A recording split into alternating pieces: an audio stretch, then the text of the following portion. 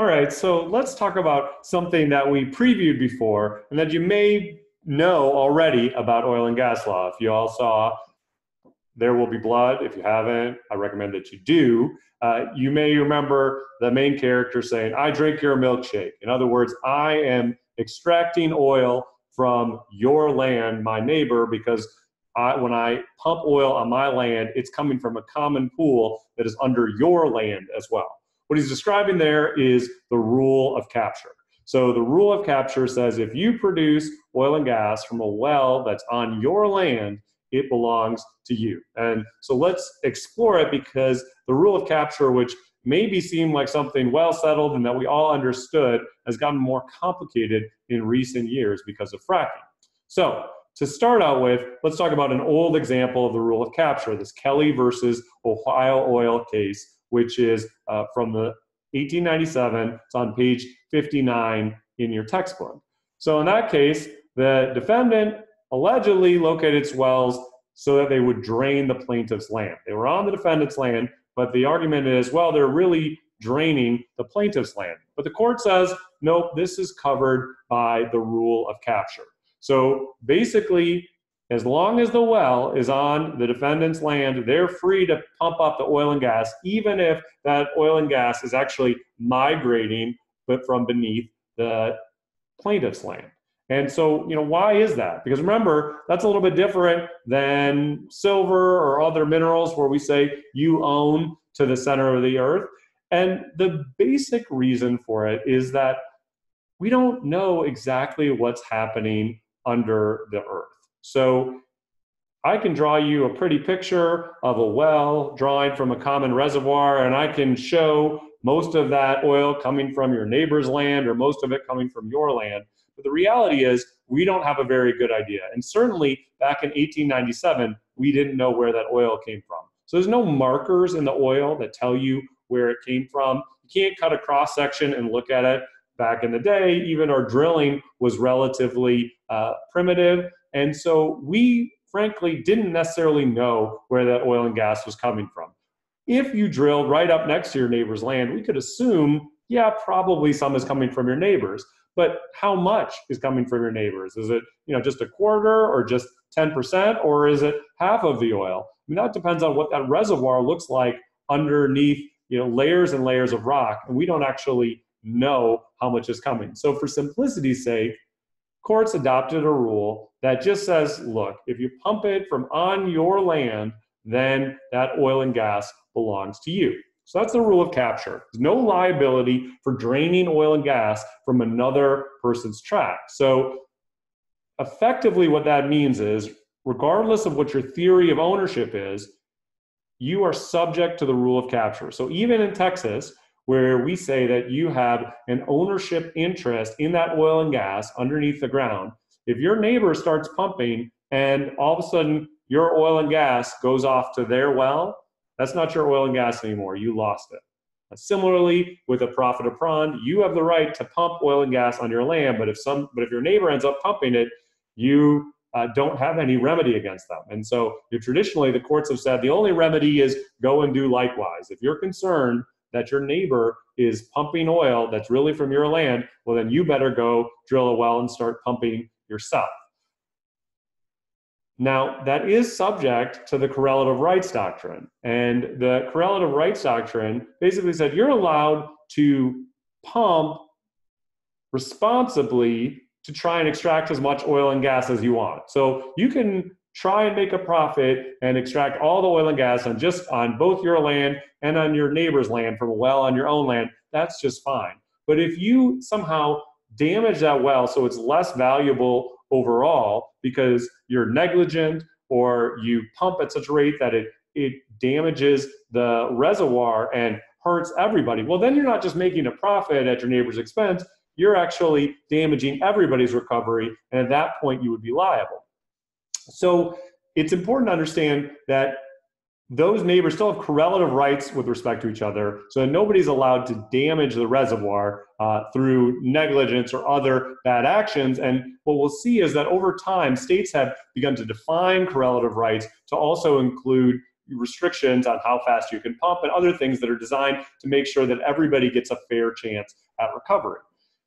Another thing to keep in mind about the rule of capture is it doesn't allow a physical trespass. So even though you can put an oil and gas well on your property that effectively ends up draining a reservoir that covers all of your neighbor's properties, you can't drill that well sideways. That would be called a slant well, and that's always been forbidden. So you're not allowed to drill a slant well that goes down into your neighbor's property. And we'll talk about that and the more complicated case of how that applies to fracking in just a second. So as we described, correlative rights doctrine says that mineral rights owners have this duty to other owners to exercise the right to capture in a non-negligent, non-wasteful way. So the shared rights must be used reasonably. And that basically is the same kind of obligation that you would have to a co-tenant. You all may have co-tenants if you have roommates, an apartment, but that is you have some obligation to use it in a reasonable way that's non-wasteful. So you can go ahead and pump, and you may, if you drill sooner than your neighbor, you may get all their oil before they're able to get in, and that's just fine. But you can't do it in a negligent or wasteful way. That means that you're not getting the profit, they're not getting the profit, nobody's getting the profit because you damaged the reservoir. So remember, this does not authorize slant wells, and this is what a slant well looks like. So what you can see here is there's a well that starts on a one party's property and goes on to the neighbor's property to access the reservoir. That has always been illegal. That's a trespass because remember, under this ad coelum doctrine, you own to the center of the earth. So if they start drilling into your property, which means that there is a metal drill, which you saw an example of it in your text and in some videos as well, that is actually entering onto their subsurface, that is a trespass and you will be liable for it. That is a slant well. Now, of course, today with fracking, hydraulic fracturing plus directional drilling, we know that because of that directional drilling part, we can actually be very precise with where that well goes. And so, you could put a well that actually went straight down for a mile and then all of a sudden turned off into your neighbor's land. But what I'm telling you is that's still a slant well. If you end up actually putting your drill bit and putting steel casing and a drill that extends onto your neighbor's land, that is a trespass, and you will be liable for all the trespass remedies, which often include exemplary damages. It's very bad. You don't want to do that. So the complicated question with fracking arises when you don't actually drill onto their property. And so we have this case, this Garza case, which is one of the most famous cases in the last 15 years in oil and gas, which talks about what happens when you don't drill onto the neighbor's property, but some of the fractures that are created by your well extend onto the neighbor's property. So the allegation in Garza is that the oil company had drilled a well, and you can see it here in this illustration, that goes down and then spreads out to near the boundary of the Garza's land. So in this picture, the oil company owns the land on the left and the Garzas own the land on the right. And in fact, they just had they only had a royalty interest, but they have an interest in the production on the right. And what it's showing is that well comes very close to the property line, but doesn't cross the property line.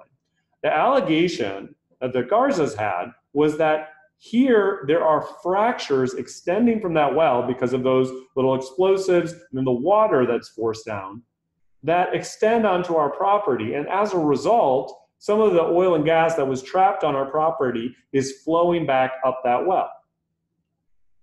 So there's two ways to look at this. One way is, well, this is obviously the rule of capture. So, if this was a normal reservoir, the oil and gas would flow freely. And so when the oil and gas company drilled down, they would naturally be able to suck up all the oil and gas in the whole reservoir, including on the Garza's property. And that's always been the case. And so the rule is, well, if you're concerned about that, go and do likewise, drill your own well. But another way of looking at this is, well, no, this is obviously a slant well. Although the well doesn't necessarily extend onto the Garza's property, these fractures are basically like an extension of the well because they're really opening up rock all the way onto the Garza's property, which is why that oil and gas is being released from just beyond their property line into the well. So that's the basic setup of the Garza case. Now, when you actually read that, it's on page 67 in your book, I think one thing you'll notice is the facts are slightly more complex. So Coastal planned and executed this fracture, fracked this well, that according to Garza was designed, these fractures were designed to extend onto their property. But Coastal also leased the property from the Garzas. So why would the Coastal, if it owned both properties, why would it rather produce it from one property and not the Garza's property? Well, again, if you read that case carefully, what you'll see is on the Garza's property, Coastal just leased that land. So they weren't necessarily getting all the oil. They had to pay something to a landowner. Whereas on the land where they put the well, they got all of that oil and gas. And so as a result, they would rather have production there. And we'll see that makes things a little bit more complicated throughout. So Garza said, well, this really should be produced from our land, not from this neighboring land. And so they sued for trespass. And the trial court agreed with them and said, this is basically like a slant well. You have these fractures that are extending onto their land. And so the trial court awarded both compensatory and exemplary damages. So it said, not only do you have to give them money for the oil and gas that would have been produced from their land, but you also need to pay exemplary damages because you're effectively trespassing. And the Court of Appeals affirmed. But the Texas Supreme Court says, no. This is, really had two-part reasoning, and it's important to look at both the majority and the concurrence and the dissent here. Because what the controlling opinion says is, look, actually the Garzas don't own this land. They just have a royalty interest, which basically, as we'll just talk about later in class, just means they had a right to profit from the oil and gas that was produced on this land. So it's not like they're homeowners, sitting a line awake at night thinking, oh, there's some fracturing going on beneath my head. They're actually, the issue is just money. And if the issue is just money, then the court says, well, in that case, the rule of capture covers it. And basically, the reasoning is the same behind the rule of capturing, which is, maybe some of this oil and gas came from the Garza's land. Actually, the oil and gas company argued that their fractures didn't even extend onto the Garza's land. But there was a disagreement between the experts, and so the court says, you know what? We don't need to figure that out. This is what the rule of capture is for. Whoever operates a well, that's who gets the oil and gas. And so we're not going to, look into it too carefully. But one thing that they don't decide is what had happened if the Garzas really hadn't just had a royalty interest, but actually owned that land and had a right to, determine how it was oil and gas was produced from it. And we don't necessarily know the answer to that yet. And that's why the concurrence steps in, and the concurrence says, well, we should just be clear. There is no liability for trespass from hydraulic fracturing. This is how everything is produced nowadays. It can't be the case that a fracture, which may or may not extend onto neighbors' properties, subjects you to this trespass liability. Otherwise, we're going to have a mess in the oil and gas industry all across the state. Because anybody can allege, well, those fractures really technically go onto my property, and then we're going to have to sort that out. This is what the rule of capture was designed for, so we should enforce it. And the dissent says, well, look, this is basically just like a slant well. And so therefore, the lower courts are right. There is liability. So we'll discuss this case and the rationales in class, but let's just preview some of the big questions about the scope of Garza. So one big question is, well, wait a second. So what's the Garza's legal protection? Because if, normally you would say, well, go and do likewise, drill your own well. But who would drill that well for them? Remember, that land, their land, was leased to the same oil company, Coastal. So how are they going to get Coastal to drill a well for them if Coastal's happy to produce it from the neighboring well? Now, what we'll see over the course of the semester is that there are causes of action that you can bring to force your oil and gas company to drill a well for you if you're worried that they'd rather make the money somewhere else. So there are legal protections for the Garzas that we will see.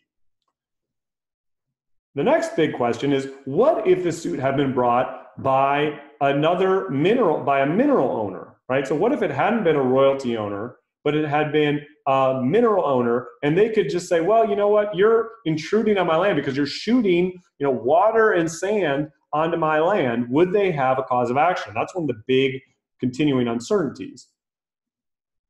Another big question is, well, what if those frac fluids cause some harm to the neighbor's land? And there we have some subsequent decisions from the Supreme Court of Texas that indicate, yeah, if the frac fluid causes some harm, so it's not just extracting oil and gas, that's covered by the rule of capture, but if it actually causes some harm to neighboring land, then there could be a liability. So here, there was no claim that there was something else, that they were storing something, below ground, or there was otherwise any kind of harm. It was just, hey, you stole my oil and gas, and the Supreme Court said that's covered by the rule of capture. And I think the other big question is, what's the right rule for the Garza situation? That's the one thing we'll discuss in class is, did the Texas Supreme Court get this right, or would you have gone with the concurrence, or would you go with the dissent? And let me just say that these questions have continued to puzzle the courts in other jurisdictions. So there's a federal case from West Virginia that went the other way, and then Pennsylvania, the Supreme Court just last year reached a decision that is pretty much in accord with the Texas rule, although they basically sent it back to the lower courts, and there's still some uncertainty about how that will work out. So I'll look forward to discussing that in class with you.